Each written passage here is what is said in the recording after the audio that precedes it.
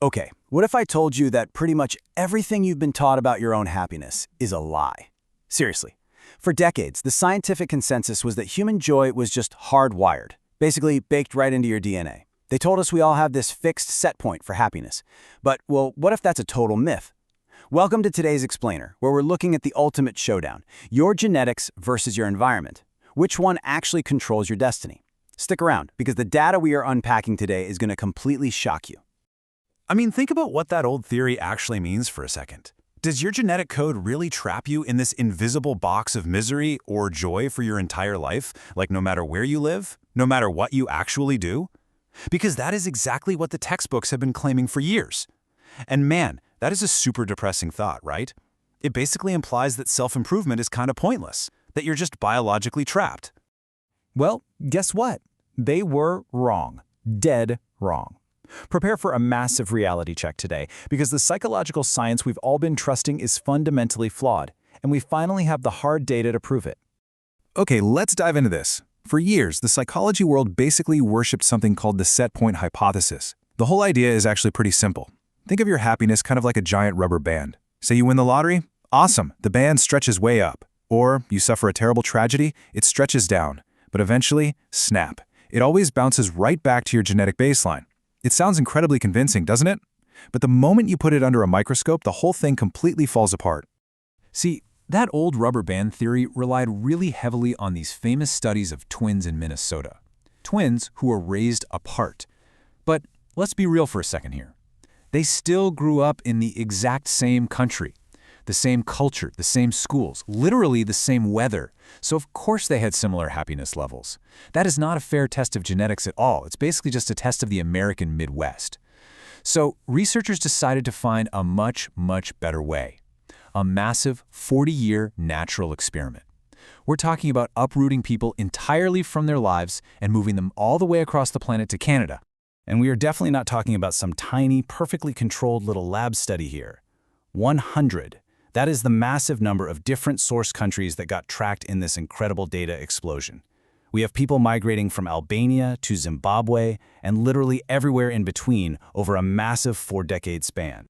The methodology here is absolutely bulletproof. We're talking about official Statistics Canada surveys, the renowned Gallup World Poll, the World Values Survey. We are looking at millions of individual data points. And they rigorously controlled for things like education and health, meaning they left absolutely zero room for doubt. The science we're looking at is rock solid. Let's move to the real core of this and see how this builds. What actually happens when you rip someone out of their home country and just drop them into an entirely new social system? Well, if genetics truly win, their happiness should just stay exactly the same, right? But if the environment wins, everything changes. Brace yourself for this specific number, because it's wild. Take Eastern European immigrants, for example. Back in their home countries, their average happiness sat at a really dismal 5.5 out of 10. But after moving to Canada, boom, it skyrockets to 7.8. They perfectly mimic the high Canadian average. Guys, this is not just some tiny statistical bump. This is a life-altering, radical transformation in how these people feel every single day. And this brilliantly illustrates the absolute truth of the matter. It literally does not matter where these people came from. Across 100 different countries, you have people from deeply miserable places, people from incredibly joyful places. But when they move, their life satisfaction jumps uniformly to match their new home's high levels. The environment absolutely crushes genetics. It is undeniable. So, that old rubber band we talked about? Yeah, it didn't snap back. It shattered into a million pieces. The whole set point theory completely collapses the second you fundamentally change a person's daily life circumstances. Your happiness is simply not locked away in some unbreakable genetic vault. But hold on, wait a second. I can practically hear the skeptics shouting at their screens right now. You're probably thinking, wait a minute, isn't this just survivor bias? Like, maybe only the naturally optimistic, highly educated go-getters are the ones who actually pack their bags and move in the first place. And maybe the naturally miserable people just stay home. Honestly, it's a very fair question to ask. Well, the data completely slaps that skeptical theory right down. When researchers actually asked people worldwide if they wanted to emigrate, the result was stunning. People who actively want to leave score significantly lower on happiness than the folks who prefer to stay. So no, they are not naturally happier people. They are deeply dissatisfied people who are desperately seeking a better life. Okay, so the skeptics try one last, kind of desperate defense here. They say, all right, fine, but what if the really unhappy immigrants just hated the new country, packed up, and went back home? Because think about it, that would leave only the genetically happy people in our dataset, which would skew the numbers over time, right? Wrong again. Following this exact timeline for 20 whole years reveals a totally flat, solid line. We track these migrants from the very day they arrive, all the way out to year 20. And the happiness level stays uniformly high. It is absolutely trendless. Nobody is slowly sinking back down to some miserable genetic set point. The high happiness literally just sticks. So here's the true breakdown of your actual well-being. Look, daily moods fluctuate. Sure, you get a flat tire on your way to work, your mood drops, obviously.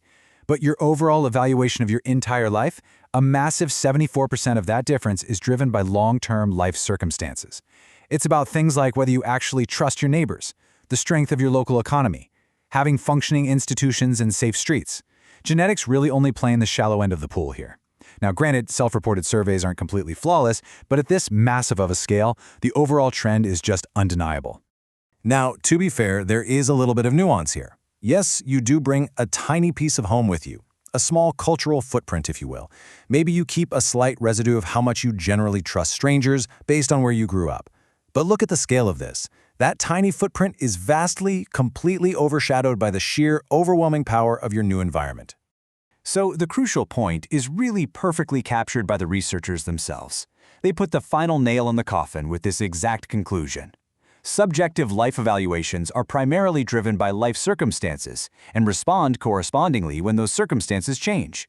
I mean, wow, that is the scientific death blow to the set point hypothesis. You literally adapt to where you are. You know, this data isn't just a bunch of sterile numbers on a page. It is profoundly personal. If you're watching this and you feel stuck, or if you feel miserable right now, I really want you to hear this. It is not some unchangeable life sentence written into your DNA.